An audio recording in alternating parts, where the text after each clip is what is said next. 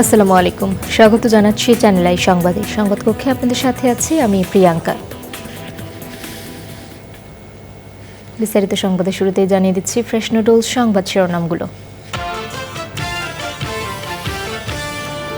প্রধানমন্ত্রী তারেক রহমানকে দ্বিপক্ষীয় সফরের আমন্ত্রণ জানিয়েছে ভারত। পররাষ্ট্র মন্ত্রণালয়ের সাপ্তাহিক ব্রিফিংয়ে রণধীর জয়সওয়াল।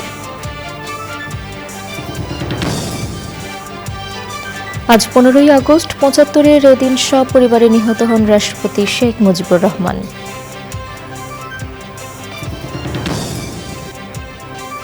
15ই আগস্ট ঘিরে রাজধানী জুড়ে ডিএমপির 9 ধরনের নিরাপত্তা বলয়, যে কোনো নাশকতা রোধে বহুমাত্রিক ব্যবস্থা।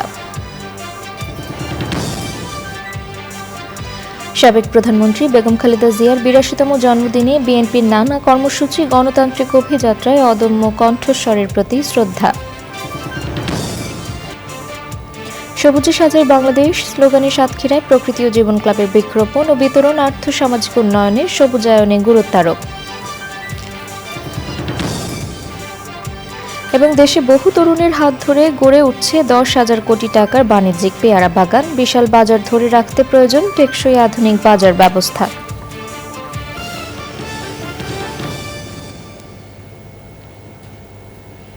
সংবাদ শিরোনামগুলো জানাচ্ছিলাম। এখনকার সংবাদ আয়োজন একই সঙ্গে চ্যানেল আইয়ের ইউটিউব চ্যানেলে এবং চ্যানেল আইয়ের ওটিটি প্ল্যাটফর্ম আই স্ক্রিনে লাইভ স্ট্রিম হচ্ছে।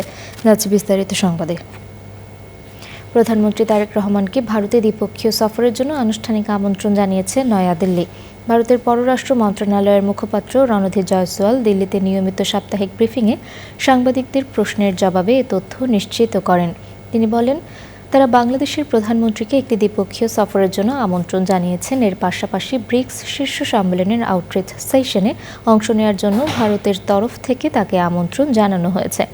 এই আমন্ত্রণগুলো ইতোমধ্যে পৌঁছে দেওয়া হয়েছে এবং এ বিষয়ে নতুন কোনো অগ্রগতি হলে তা পরবর্তী সময়ে জানিয়ে দেওয়া হবে বলে জানান Jaiswal. We have extended invitation to the Prime Minister of Bangladesh for a bilateral visit. We've also extended an invitation to the Prime Minister of Bangladesh for a visit to India for the outreach session of the BRICS Summit. So these invitations have been extended, and I shall keep you updated if there is any progress in this regard.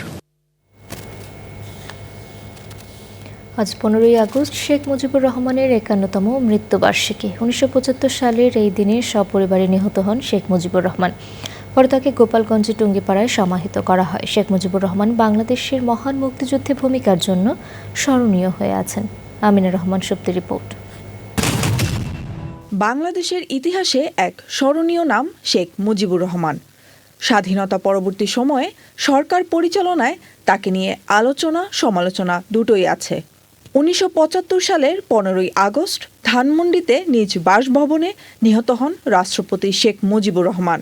একই সঙ্গে নিহত হন শেখ মুজিবুর রহমানের সহধর্মিণী শেখ ফজিলাতুন্নেসা মুজিব, 3 ছেলে, পুত্রবধূ সহ পরিবারের সদস্যরা। পরদিন শেখ মুজিবুর রহমানের মরদেহ সমাহিত করা হয় তার জন্মস্থান গোপালগঞ্জের টুঙ্গিপাড়ায়।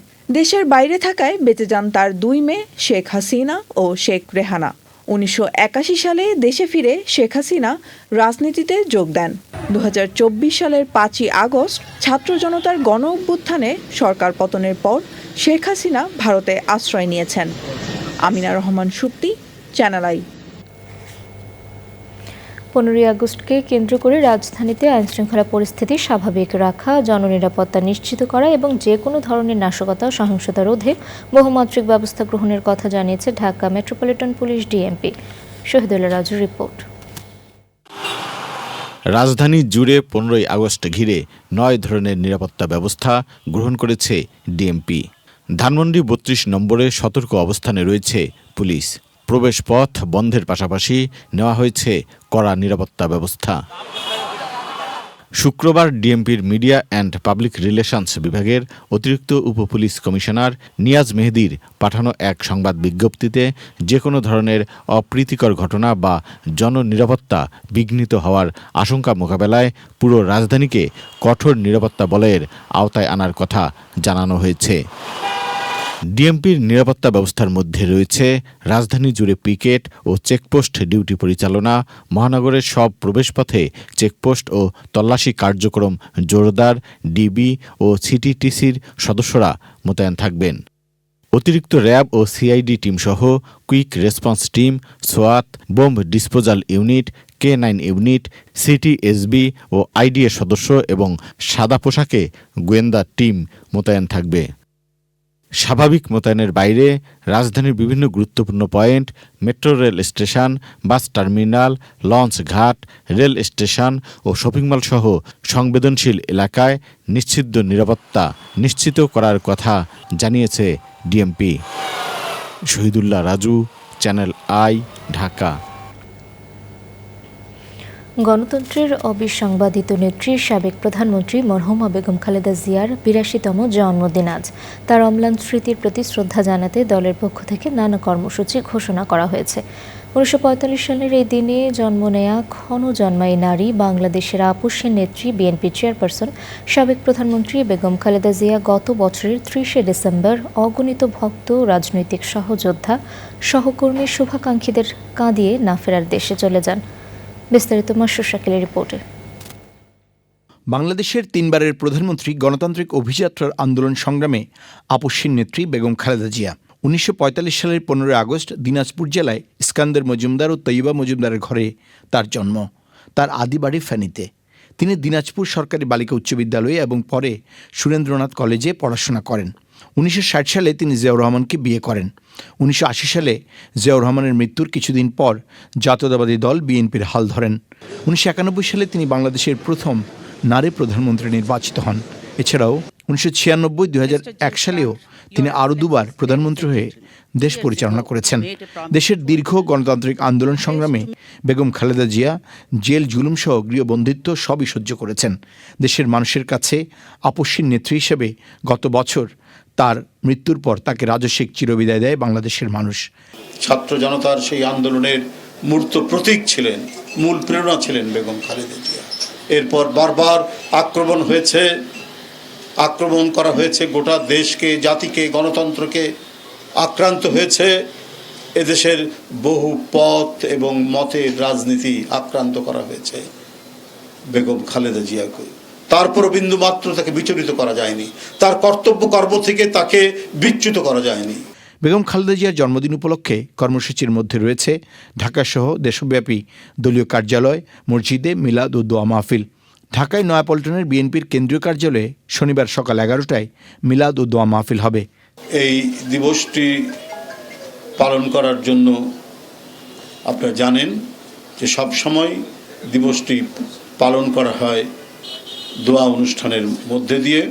ঢাকাসহ দেশব্যাপী বিএনপি এবং এর অঙ্গ ও সহযোগী সংগঠনের সব পর্যায়ের নেতাকর্মী ও সমর্থকদের মিলাদ ও দোয়া মাহফিলগুলোতে অংশগ্রহণের জন্য বিএনপির পক্ষ থেকে অনুরোধ করা হয়েছে। দোয়া অনুষ্ঠানটি হবে। মাসুর শাকিল, চ্যানেল আই, ঢাকা।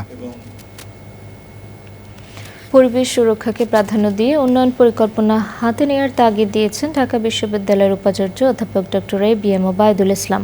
বিশ্ববিদ্যালয়ের মল চত্বরে গ্রিন নেক্সাস কর্মসূচির উদ্বোধন পরিবেশের বাস্তুতন্ত্র টিকিয়ে রাখতে বৃক্ষরোপণের গুরুত্ব তুলে ধরেন বক্তারা। বিস্তারিত মাহবুব মোর্শেদের রিপোর্টে। বৃক্ষরোপণে সবুজায়ন, পরিচ্ছন্নতার আহ্বান, প্রকৃতি ও পরিবেশ আইনে সমৃদ্ধ হোক জ্ঞান প্রতিপাদ্যে 3 দিনব্যাপী গ্রিন নেক্সাস সবুজ সংযোগ কর্মসূচি। ঢাকা বিশ্ববিদ্যালয়ের পরিবেশ সংসদের পরিবেশ ও প্রতিবেশ রক্ষা এবং সচেতনতার এ আয়োজনে ছিল তারুণ্যের স্বতঃস্ফূর্ত অংশগ্রহণ। প্রকৃতির এক অনন্য দৃষ্টান্ত ঢাকা বিশ্ববিদ্যালয় ক্যাম্পাস।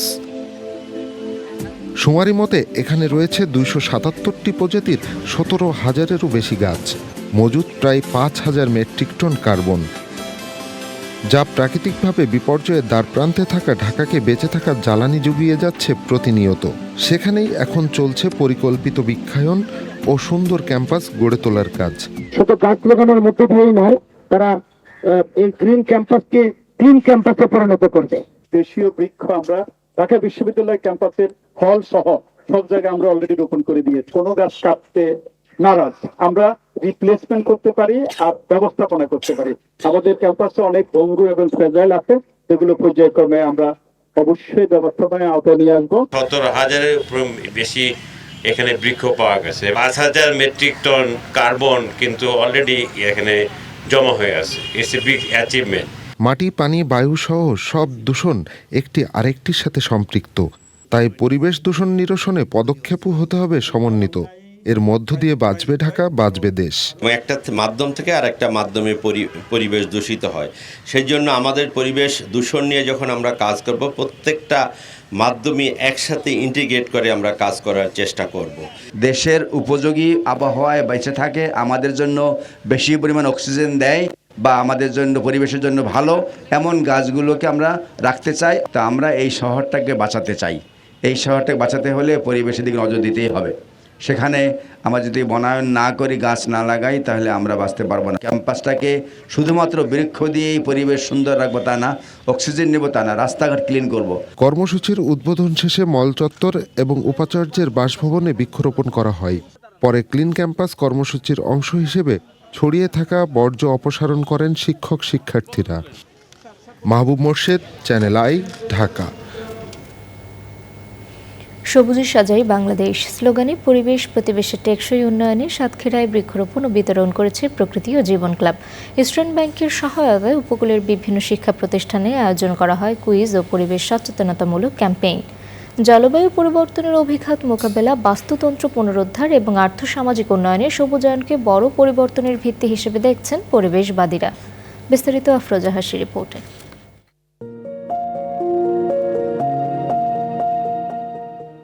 বৈচিত্র্যময় প্রকৃতির উপকূলীয় জনপদ সাতক্ষীরা। একদিকে অবারিত সবুজ সুন্দরবন, অন্যদিকে কপোতাক্ষ, ইসামতি, খোলপেটুয়া ও যমুনা নদীর বিশাল জলরাশি। যেন রংতুলির আঁচড়ে প্রকৃতির মনোরম ক্যানভাস। তবে প্রকৃতির এই সৌন্দর্যের আড়ালেই লুকিয়ে আছে করুণ বাস্তবতা। জলবায়ুর বিরূপ প্রভাবে ক্রমবর্ধমান ঝড়, জলোচ্ছ্বাস সহ প্রাকৃতিক দুর্যোগ উপকূলবাসীর জীবনে বয়ে আনে কঠিন চ্যালেঞ্জ।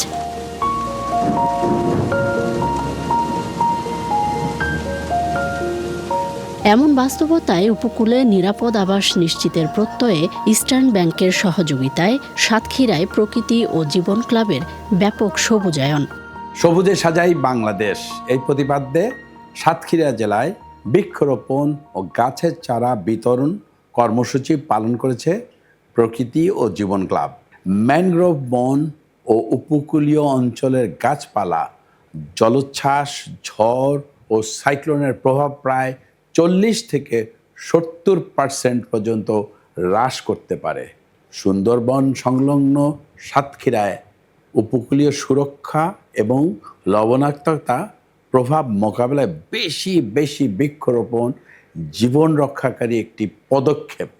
আসুন প্রাকৃতিক দুর্যোগের ঝুঁকিপূর্ণ এই জেলার উপকূলে সবুজের বেষ্টনী তৈরির মাধ্যমে একটি নিরাপদ ও টেকসই জেলা হিসাবে গড়ে তুলি এবং সারা বাংলাদেশটাকে সবুজে ছেয়ে ফেলি।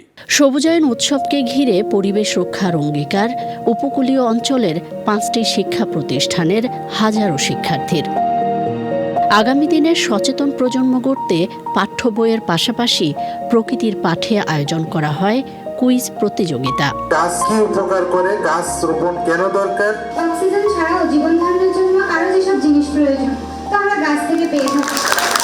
সবুজ অভিযাত্রায় শিক্ষার্থী ও তরুণদের কার্যকর অংশগ্রহণের বিকল্প নেই বলেছেন বিশিষ্টজনরা। গাছ শুধু আমাদেরকে অক্সিজেন দেয় না, গাছের পাতা, কাণ্ড, মূল এটাই ছিল আমাদের বেঁচে থাকার একমাত্র ভরসা। প্রত্যেকটি জায়গাতেই যদি বৃক্ষরোপণ কর্মসূচি হতো বা পরিচালনা করা যেত, অনেক গাছ আমরা লাগাতে সক্ষম হতাম। পরিবারের অন্যান্য সদস্যদের সাথে নিয়ে এবং তোমার শিক্ষকদেরকে সাথে নিয়ে তোমরা সেই বৃক্ষরোপণ কর্মসূচিটা চালিয়ে যাবে।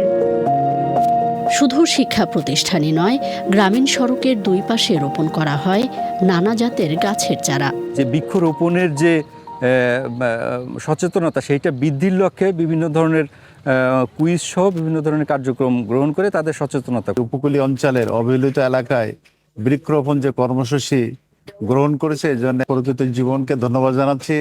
পরিবেশ সংরক্ষণে ইবিএল এর যে অঙ্গীকার সেটা তারই একটা বহিঃপ্রকাশ এবং গাছগুলো বড় হয়ে গেলে এখানের প্রাকৃতিক সৌন্দর্য বৃদ্ধি পাবে এবং পরিবেশের ভারসাম্য রক্ষা হবে। উপকূলীয় জনপদের সুরক্ষায় সবুজায়নে তরুণ প্রজন্মের ছোট্ট অঙ্গীকারই একদিন হয়ে উঠবে বড় পরিবর্তনের ভিত্তি। আর তাদের হাত ধরেই নিশ্চিত হবে সবুজ শ্যামল জীববৈচিত্র্য সমৃদ্ধ বাংলাদেশ।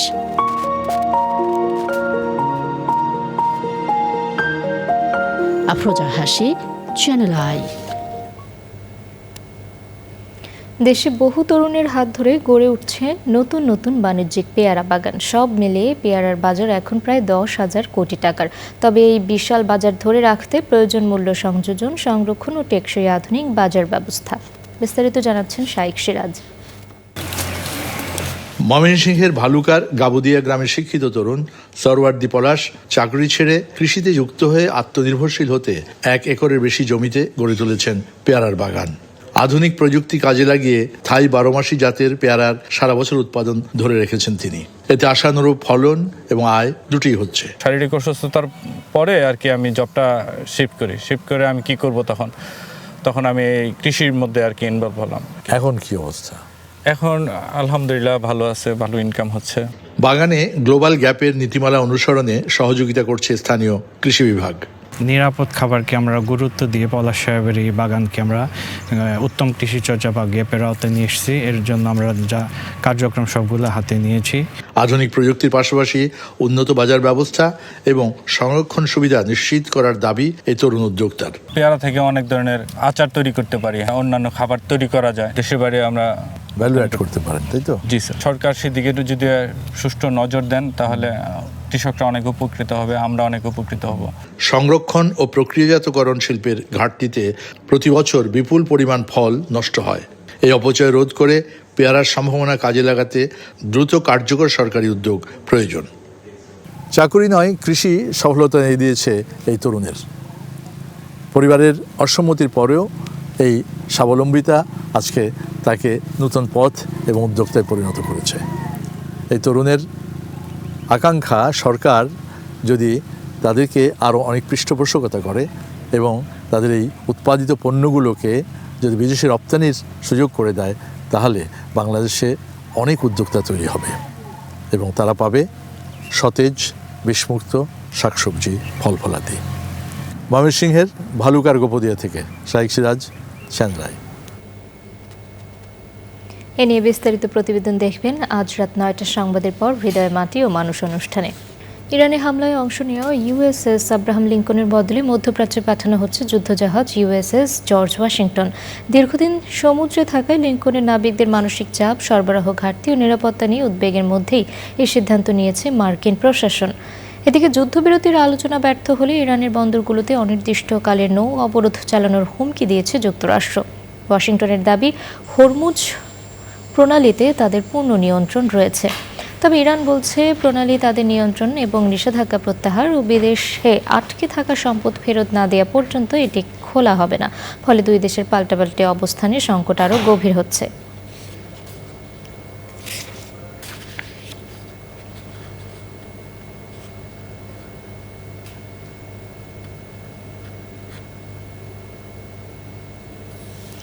বন্ধুত্ব শক্তিশালী করতে বাংলাদেশের সঙ্গে কাজ করতে চায় ভারত। ভারতের স্বাধীনতা দিবসের অনুষ্ঠানে হাই কমিশনার দীনেশ ত্রিবেদী বলেন, দুই দেশের সম্পর্ক অভিন্ন ইতিহাস, পারস্পরিক শ্রদ্ধা ও অংশীদারত্বের ওপর প্রতিষ্ঠিত। সকালে হাই কমিশনে জাতীয় পতাকা উত্তোলনের মাধ্যমে শুরু হয় ভারতের ৮০তম স্বাধীনতা দিবসের আনুষ্ঠানিকতা। জাতীয় সঙ্গীতের সঙ্গে পতাকা উত্তোলন করেন দীনেশ ত্রিবেদী। এ সময় হাই কমিশনের কর্মকর্তা কর্মচারী ছাড়াও বাংলাদেশে বসবাসরত ভারতের নাগরিক ও বাংলাদেশের বিভিন্ন খাতের আমন্ত্রিত অতিথিরা ছিলেন। বক্তৃতায় বাণিজ্য, যোগাযোগ, নিরাপত্তা ও স্বাস্থ্যসেবার মতো গুরুত্বপূর্ণ খাতে সহযোগিতা বাড়ছে বলে জানান হাই কমিশনার। পরে শোনান ভারতের রাষ্ট্রপতির দিক নির্দেশামূলক বক্তব্য। As we look at the future, let us reaffirm our commitment, India's continued progress, unity and prosperity. Let us also continue to nurture the exceptional bonds of friendship between India and Bangladesh, working hand in hand toward shared prosperity. এবারে minister fridge কৃষি সংবাদ।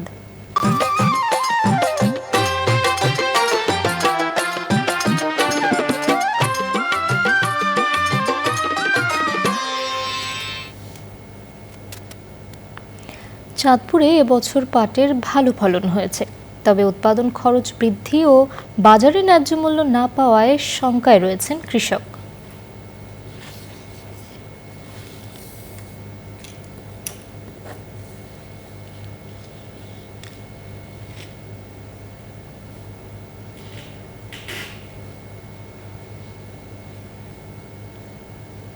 এবারে প্রকৃতির সংবাদ।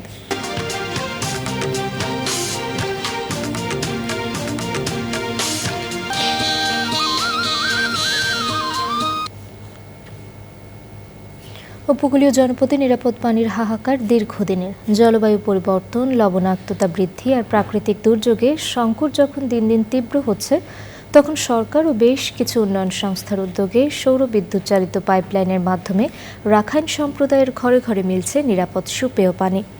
তবে সংকটের স্থায়ী সমাধানে ভূগর্ভস্থ পানি সংরক্ষণ ও পরিবেশ রক্ষায় গুরুত্ব আরোপ করছেন সংশ্লিষ্টরা।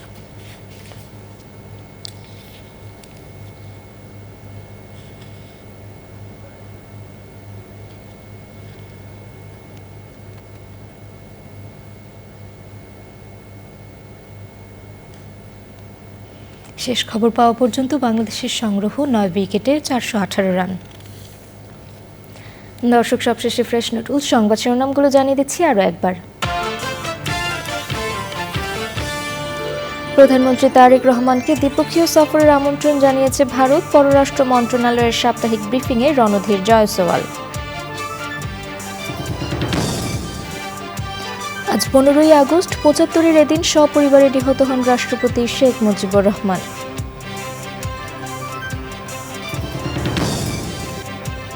15ই আগস্ট ঘিরে রাজধানী জুড়ে ডিএমপির 9 ধরনের নিরাপত্তা বলয়, যে কোনো নাশকতা রোধে বহুমাত্রিক ব্যবস্থা।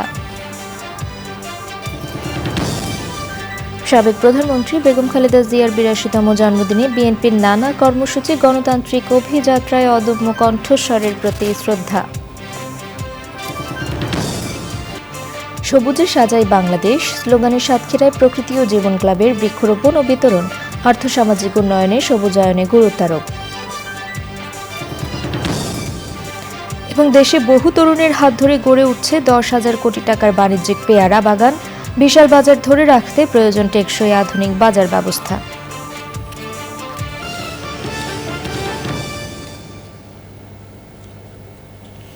দেশের সবচেয়ে জনপ্রিয় টেলিভিশন চ্যানেল আই এর সর্বশেষ সংবাদ জানতে ভিজিট করুন channelionline.com-এ।